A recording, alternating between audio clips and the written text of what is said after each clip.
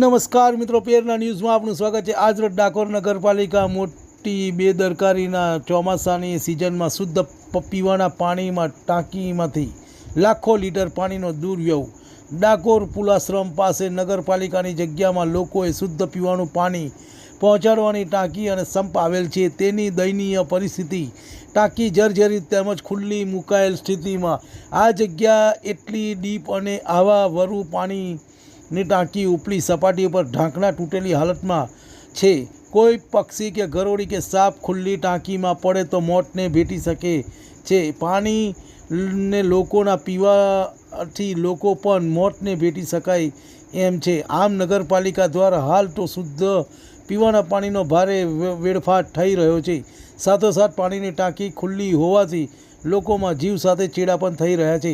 નગરપાલિકામાં હાલ કુંભકર્ણની અને ઘોર નિંદ્રામાં હોય તેમ દેખાઈ રહ્યું છે। જોવું રહ્યું કે નગરપાલિકા ડાકોર ક્યારે જાગે છે અને તેમજ પગલાં ભરે છે તે જોવાનું રહેશે। રિપોર્ટ રવિ સાધુ લિંબાસી। તમને અમારા સમાચાર પસંદ આવ્યા હોય તો like, share, bell icon, comment અને સબસ્ક્રાઈબ કરો।